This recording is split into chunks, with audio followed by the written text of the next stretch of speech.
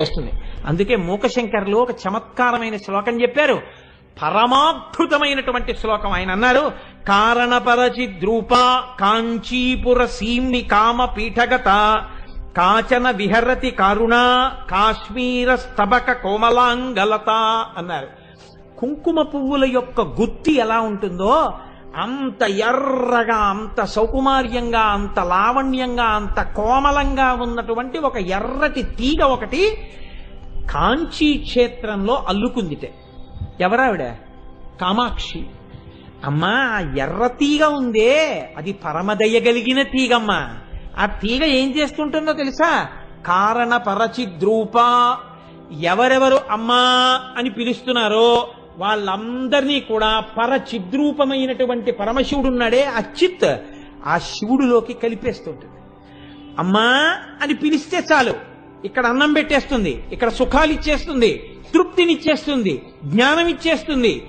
ఆవిడే శివుడిలో కలిపేస్తుంది. కానీ ఆ అమ్మ మాకు కనపట్టలేదని బెంగ పెట్టుకున్న వాళ్ళ కోసం కుంకుమ పూల గుత్తి ఎంత ఎర్రగా, ఎంత అందంగా ఉంటుందో అంత ఎర్రతనంతో నాజూకైనటువంటి తీగ అల్లుకున్నట్టు కామాక్షి రూపంలో ఆ కాంచీ క్షేత్రంలో నా తల్లి వెలిసి ఉంది అన్నారు మూకశంకరులు. కాబట్టి కాంచీ వడ్డాణం నాభికి తగులుతుంది, అక్కడ ఉన్నది అమ్మ. మూకశంకరులు కూడా అక్కడికే వచ్చారు, ఆ అమ్మతనం దగ్గరికే. కాబట్టి ఆ నామము ఎంత గొప్ప నామం అంటే పైన చెప్పినటువంటి సూచనల మిగిలిన నామాల్ని నిర్ధారణ చేస్తూ ఆవిడ అమ్మతనం గురించి స్తోత్రం చేస్తుంది. కాబట్టి రత్నకింకి నికారం యరసన దామభూషిత అన్నప్పుడు ఆ తల్లి వడ్డాణానికి ఎవరు నమస్కారం చేస్తారో వాళ్ళకేం కలుగుతాయి? పెళ్లిలో సరిగ్గా తెలియకపోయినా ఇప్పుడు ఈ నామం చెప్పిన వాళ్ళకి సౌభాగ్యం కలుగుతుంది, ఈ నామం చెప్పిన వాళ్ళకి మంచి సంతానం ఉంటుంది, ఈ నామం చెప్పిన వాళ్ళకి శరీరానికి అనారోగ్యం రాకుండా ఉంటుంది, ఈ నామం చెప్పిన వాళ్ళకి సుఖశాంతులు కలుగుతాయి. అమ్మగా ఆవిడ మిమ్మల్ని రక్షిస్తుంది. అంత పరమోత్కృష్టమైనటువంటి నామాన్ని ఇవాళ వసంత పంచమి రోజున ఆ తల్లి నా చేత చెప్పించి, ఏమి చేతకాక నేను చెప్పినా అయ్యో ఏదో చెప్తున్నాడు విందామని ఇంత భక్తితో మీరు విన్నారు, మనందరినీ ఆ తల్లి తరింప చేసినందుకు ఆ అమ్మ పాదములకు నమస్కరిస్తూ, ఇంత గొప్ప తిథి నాడు ఇవాళ సరస్వతీ రూపాన్ని దర్శనం చెయ్యాలి అని చెప్పింది శాస్త్రం. అందుకే ఇవాళ నేను మూకశంకరుల శ్లోకం కూడా చెప్పా. గోపాలకృష్ణ గారు ప్రత్యేక శ్రద్ధ తీసుకుని అమ్మవారిని ఇవాళ సర్వశుక్లా సరస్వతిగా అలంకారం చేయించారు. ప్రత్యేకం వెంకటరమణ గారు వచ్చారండి. వెంకటరమణ గారు ఇవాళ అక్కడి నుంచి వచ్చి చేశారు అలంకారం. సరస్వతిగా విరాజమానమై ఉంది. వసంత పంచమి నాడు సరస్వతీ దర్శనం కన్నా భాగ్యహేతు ఇంకోట్లేదు. లలితా సహస్రం జరుగుతూ ఉండగా తల్లి అటువంటి అలంకారంతో ఉంది. ఒక్కళ్ళు కూడా ఈ అవకాశాన్ని విడిచిపుచ్చుకోకుండా సరస్వతీ దర్శనం చేసుకుని ఇంటికి వెళ్ళండి. లక్షణం శంకర భగవత్పాదులు ఎంత అందంగా మాట్లాడతారో చూడండి ఆ శ్లోకాన్ని. తదన్యపానిభ్యామభయవరదో దైవత గణ త్వమైకా నైవాసి ప్రకటితవరాభిత్యభినయ భయాత్రాతుం దాతుం ఫలమపి చ వాంఛాసమధికం శరణ్యే లోకానాం తవ హి చరణావేవ నిపుణౌ. అమ్మా, లోకంలో ఉండేటటువంటి మిగిలినటువంటి దేవతలున్నారే వాళ్ళు అభయముద్రలు వరముద్రలు పడుతూ ఉంటారు. అభయముద్రలు వరముద్రలు పట్టినటువంటి దేవతల దగ్గరికి వెళ్లి స్తోత్రం చేస్తే, వాళ్ళకి నమస్కారం చేస్తే వాళ్ళు మాకేం చేస్తుంటారు? అభయముద్ర పట్టారు కాబట్టి భయం తీసేస్తారు, వరదముద్ర పట్టారు కాబట్టి మాకు వరం ఇస్తుంటారు. కానీ చిత్రం ఏమిటంటే అమ్మా, నువ్వు అభయముద్ర వరముద్ర పట్టలేదు. ఎందుకు పట్టలేదో తెలుసా అంటే శంకరాచార్యులు వారు ముందు 2 పాదాల్లో ఏమంటున్నారంటే, నువ్వు అభయముద్ర వరముద్ర పట్టలేదు కాబట్టి అమ్మ నీ పాదాలు పట్టుకుంటే నీ దగ్గరికి వచ్చి నమస్కారం చేస్తే మాకు భయం పోవడమును మా కోరిక తీరడం ఉండవా అంటారేమో. శంకరాచార్యులు వారు అంటున్నారు, భయాత్రాతుం దాతుం ఫలమపి చ వాంఛాసమధికం. భయం పోవడం, కోరిక తీరడం అనేటటువంటివి అభయముద్ర వరముద్ర పట్టినటువంటి మిగిలిన దేవతల దగ్గరికి వెళ్లి స్తోత్రం చేసి నమస్కరించడం వల్ల ఎంత గొప్పగా సమకూడుతాయో, అంతకన్నా అడిగిన దానికన్నా ఎక్కువగా కోరిక తీరి భయం పోవడం అనేటటువంటిది నీ పాదముల వలన కలుగుతుంది. అందుకని నువ్వు నీ చేతులతో చెయ్యక్కర్లేదు కాబట్టి అసలు నువ్వు ముద్ర పట్టలేదమ్మా అన్నారు. ఇది చమత్కారం. మిగిలిన దేవతలు చేతులతో పట్టారు అభయముద్ర వరముద్ర. అభయముద్ర అంటే ఏమిటండి? అభయముద్ర అంటే కుడి చెయ్యి యొక్క వేళ్లు పైకి చూపిస్తున్నట్టుగా ఉంటే అభయముద్ర అంటారు. కుడి చెయ్యి ఇలా ఉందనుకోండి, అప్పుడు దాన్ని అభయముద్ర అంటారు. అంటే ఈ వేళ్ల యొక్క చివరి భాగములు పైకి చూడాలి, పైకి చూస్తే అభయముద్ర. వరముద్ర అంటే ఈ వేళ్ల యొక్క చివరి భాగములు ఎడమ చేతివి కిందికి చూడాలి. ఇలా ఉన్నాయనుకోండి, అప్పుడు వరముద్ర అంటారు. ఇలా ఉంటే వరముద్ర, ఇలా ఉంటే అభయముద్ర. ఎప్పుడైనా ఎక్కడికైనా మీరు వెళ్ళినప్పుడు ఇలా ఉన్నాడనుకోండి ఈశ్వరుడు, ఇలా ఉందనుకోండి అమ్మవారు, అది అభయముద్ర వరముద్ర పట్టింది అని మీరు కొంచెం జాగ్రత్తగా గమనించండి. ఇలా అభయముద్ర వరముద్ర పట్టినటువంటి స్వరూపంతో మీకు నిజానికి మిగిలిన దేవతలు ఉన్నారని శంకరాచార్యులు వారు అంటున్నారు. కానీ అలా ఉన్న దేవతలు, ప్రధాన దేవతలు తక్కువ. మనకి కలియుగంలో కలవు వెంకటనాయక వెంకటేశ్వర స్వామి వారు. వెంకటేశ్వర స్వామి వారు మీకు అభయముద్ర వరముద్రతో ఉన్నారా? లేరు. ఎందుకో తెలుసా అండి? ఊరుహస్తం అంటారు. తొడకి కానీ చెయ్యి తగిలింది అనుకోండి, అప్పుడు ఊరుహస్తం అంటారు. ఆయన తొడ మీద మొల మీద చెయ్యి తగులుతుంటుంది, అప్పుడు ఊరుహస్తం. సుబ్రహ్మణ్యేశ్వర స్వామి వారికి కూడా అంతే, తొడకి చెయ్యి తగులుతుంది, అందుకని ఆయనది ఊరుహస్తం. కంచిలో వరదరాజస్వామి పేరు వరదరాజస్వామి, కానీ వరదముద్ర పట్టరు. వినాయకుడు అభయముద్ర వరదముద్ర పట్టడు. చాలా మంది దేవతలు అభయముద్ర వరదముద్ర పట్టట్లేదు. అంతవరకు ఎందుకు? మీనాక్షి అమ్మవారు అభయముద్ర వరదముద్ర రెండు కలిపి పట్టలేదు. మరి శంకరాచార్యుల వారు మిగిలిన దేవతలందరూ పడుతున్నారని ఎలా అన్నారు అంటే, దీనికి కారణం ఏమిటంటే సాధారణంగా అని. సాధారణంగా అభయముద్ర వరదముద్ర పడతారు. కానీ అమ్మ నువ్వు అసలు పట్టలేదు, ఏ ముద్ర పట్టలేదు. ఎందుకు పట్టలేదు? అమ్మవారు 4 చేతుల్లో 4 పట్టుకుంది, ఆవిడేం ముద్రలు పట్టలేదు. ఆవిడ మీరు విన్నారు కదా, ఒక చేతిలో అంకుశం, ఒక చేతిలో పాశం, ఒక చేతిలో చెరుకు విల్లు, ఒక చేతిలో 5 పుష్పబాణాలు పట్టుకుంది. ఆవిడ ముద్ర పట్టలేదు. ఇప్పుడు ఆవిడ ఏ ముద్ర పట్టుకోకపోయినా ఈ 4గింటితో ఉండగా మీరు ఆవిడ పాదాలకి నమస్కారం చేశారనుకోండి, ఆవిడ ఏం చేస్తోంది? మీ భయం పోవడానికి హేతువులు ఏ ఉన్నాయో వాటన్నిటినీ తీసేస్తోంది. కేవలం వరదముద్ర, కేవలం అభయముద్ర పట్టినటువంటి దేవతల దగ్గరికి వెళ్ళి మీరు నమస్కారం చేస్తే, మీరు భయంతో వెళ్ళారనుకోండి, మీ భయానికి ఏది కారణమో ఆ భయం తీసేస్తారు. ఆ భయం పోయింది అంటే దాని ఉద్దేశం ఇంకా భయం రాదనా? ఒక ఆయన భార్యకు ఒంట్లో బాగోలేదండి, ఆవిడికి అనారోగ్యం తీరాలి అని ఆవిడ ఆరోగ్యం కలిగితే వచ్చి నేను వెంకటేశ్వరుడికి తలనీలాలు ఇస్తాను అనుకున్నాడు. అంటే నా ఉద్దేశం వెంకటేశ్వరుడు వరదముద్ర అభయముద్ర పట్టాడని కాదు, ఒక ఉదాహరణకి చెప్తున్నాను. ఆయన మొక్కాడు, ఇప్పుడు ఆయనకి ఇంత గడ్డం వచ్చింది అంటే ఆయన భార్యకి ఇంకా స్వస్థత కలిగిందా? కలగలేదు. అంటే ఆయన ఇంకా భయంతో ఉన్నాడా లేదా? భయంతో ఉన్నాడు. మీకు అకస్మాత్తుగా ఆయన వచ్చే వారం ఒక గడ్డం అవి అన్నీ తీసేసి కనపడ్డాడు. అంటే ఇప్పుడు ఏమర్థమైంది? ఆయన భయం పోయింది. ఇప్పుడు మీరు ఏమంటే తిరుపతి వెళ్ళొచ్చేసారేంటే అన్నారనుకోండి, భగవంతుడి దయ వల్ల మా ఆవిడని డిశ్చార్జ్ చేశారండి, కులాసాగా ఉంది, హాయిగా లేచి తిరుగుతోంది, ఏమి ఇబ్బంది లేదు, అందుకే వెళ్ళొచ్చేసానండి, మొక్కు తీర్చేసుకున్నానన్నాడు. భయం పోయింది. భయం పోయింది అంటే ఆయన జీవితంలో భయపడవలసిన అవసరం పోయిందనే దాని గుర్తు. మీరు చెప్పండి, జీవితంలో భయపడవలసిన అవసరం పోయిందా? మళ్ళీ ఏదో రూపంలో ఇంకో భయం వస్తుంది. అలాగే వరదముద్ర, మీరు వరం అడిగారు, మా అబ్బాయికి ఓ మంచి ఉద్యోగం రావాలి, వచ్చేసింది అంటే ఇక మీరు ఎప్పుడు అడగరా? ఇక మళ్ళీ అడుగుతూనే ఉంటారు.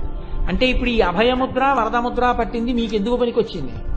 పూర్తిగా మీ భయం పోవడానికి పనికి రాలేదు, మీ పూర్తిగా మీ కోరికలు తీరడం అన్నది లేదు కదా. ఇప్పుడు దేవతల్ని కాదు ఆయన అంటున్నది తక్కువ చేసి, మీ స్థితిని అంటున్నారు శంకరాచార్యుల వారు. అసలు నీ జీవితంలో భయం అన్నది పూర్తిగా పోయేది ఎప్పుడు? నా జీవితంలో కోరవలసిన కోరిక లేదనేది ఎప్పుడు? ఈ రెండూ లేనప్పుడు నువ్వు అభయముద్ర వరదముద్ర అభయముద్ర వరదముద్ర అంటూ తిరుగుతూనే ఉంటావు. ఈ భయం పోయింది, మళ్ళీ భయం. ఇంకా నువ్వు బాగుపడేది ఎప్పుడురా జీవితంలో? ఆవిడ పాదాల మీద పడితే గమ్మత్తోటి ఉంటుంది. ఏమిటో తెలుసా అండి, అసలు అభయముద్ర వరదముద్ర రహస్యం వేరండి. అందుకే కుడి చేత్తో ఇలా పడతారు అభయముద్ర, ఇలా కుడి చేత్తో అభయముద్ర పడితే అర్థం ఏమిటో తెలుసా అండి? నీ భయం పోగొడతానని కాదు దాని అర్థం. దాని అర్థం ఏమిటంటే, నా చెయ్యి ఎటు చూస్తోంది, తలములు ఎటు చూపిస్తున్నాయి, పైకి చూపిస్తున్నాయి.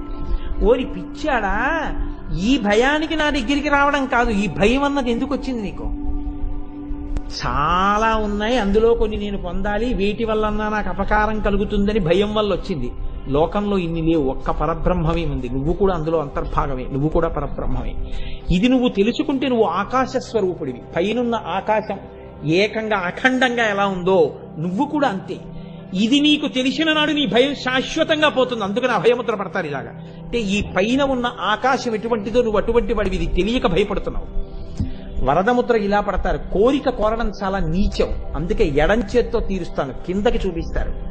కిందకి దిగిపోతున్నావు, ఎడం చేత్తో ఇస్తాను, కానీ అలా పుచ్చుకుంటూనే ఎన్నాళ్ళు తిరుగుతావు? తృప్తి అన్నది లేదా జీవితంలో. అందుకే వరదముద్ర ఎడం చేత్తో ఉంటుంది. ఇప్పుడు శంకరాచార్యులు వారు అన్నారు, అమ్మా నువ్వు అభయముద్ర వరదముద్ర పట్టకుండా నీ పాదాలు చాలమ్మా అన్నారు, భయం తీర్చడానికి. అమ్మవారు ఎందుకు పట్టలేదంటారు అభయముద్ర వరదముద్ర అంటే? దాని అర్థం ఏంటంటే, నీకు ప్రత్యేకంగా ఇలా ఉపదేశం చేసి నువ్వు ఆకాశ సమానుడివికా అని అనను, నీకు వరాలిస్తానని అనను. నువ్వు ఒక్కసారి నా పాదాల మీద పడ్డావా, ఇక నువ్వు వరం అడగవలసిన పని లేకుండా నీ కోరికలన్నీ తీరుస్తాను. ఈ దిక్కుమాల కోరికలు ఏమిటి, నాకేం లేదు కనుక అన్నీ ఉన్నాయి కనుక అన్న తృప్తికి ఎత్తేస్తాను. దాని వలన జ్ఞానం ఇచ్చి ఇక్కడే ఇప్పుడే నువ్వు ఈశ్వరుడిలో కలుసుకోగలిగినటువంటి స్థితిని నీకు కృప చేస్తాను. కాబట్టి రెండిటిని ఇస్తాను అని అమ్మ, ఒరే నువ్వు నన్ను నమ్మితే అమ్మా అని అనగలిగితే నీకు పాలిస్తానంటుందా? అనదు. అమ్మగా పాలిచ్చేస్తా. అమ్మ నువ్వు ఇలా అంటే రక్షిస్తాను అనలేదు. కాబట్టి అమ్మగా ఆవిడికి అసలు ముద్ర లేదు.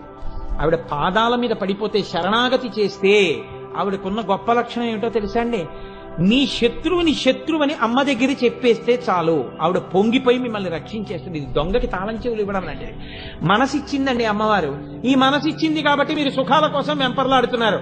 అమ్మా నా మనసు నేను గెలవలేకపోతున్నానమ్మా అని మీరు అమ్మవారికి వెళ్ళి చెప్పారనుకోండి, అంతే. అమ్మవారు ఏం చేస్తుందంటే గెలవగలిగిన శక్తి మీకు ఇచ్చేస్తుంది. మనసు తీసేయదు, మనస్సుని గెలవగలిగిన స్థితి మీకు ఇస్తుంది. ఇప్పుడు మీరు మనసుకి సాక్షి, మనసు వెంట మీరు పరిగెత్తారు. ఏమిటో అస్తమానం ఇన్ని కోరికలు కోరుతున్నావు, అవన్నీ ఏం తీర్చడం కుదరదంటారు. ఇప్పుడు మనసుని మీరు శాసిస్తారు. ఇన్నాళ్ళు మనసుకి మీరు వశపడ్డారు, ఈ శక్తిని ఇస్తాను. మీరు చెప్పింది బాగుంది, కానీ కోటేశ్వరారు మాకు ఒక అనుమానం. 2 రోజుల క్రితం అక్కడ కూర్చుని ఏం చెప్పారు మీరు హాల్లో?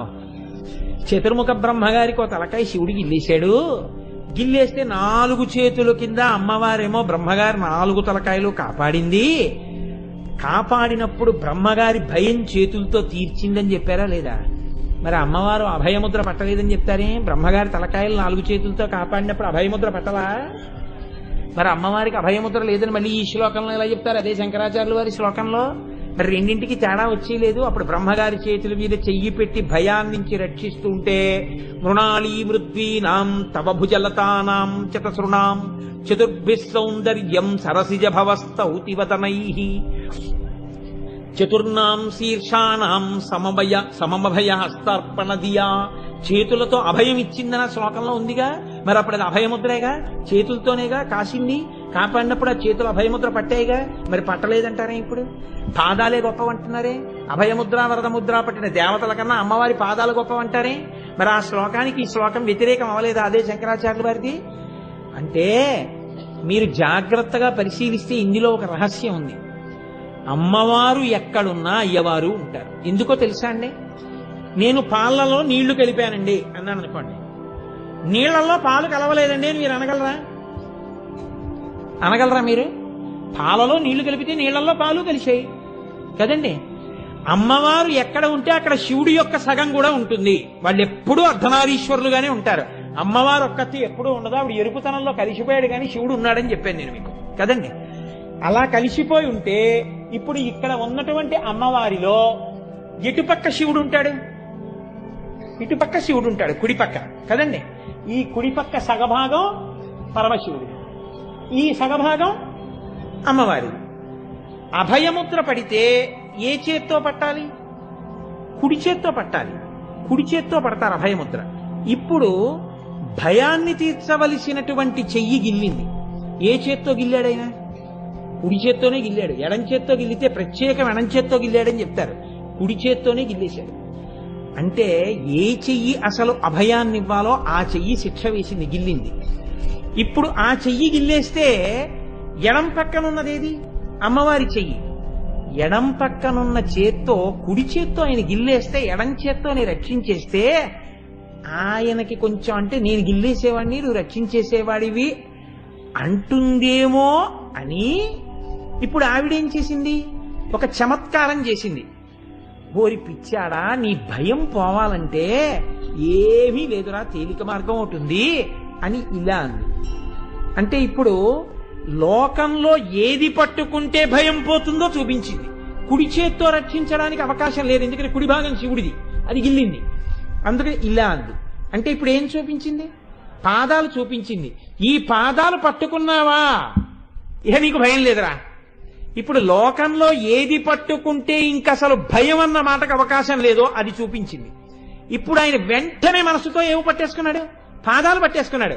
పట్టేసుకుంటే రక్షణ లభించింది.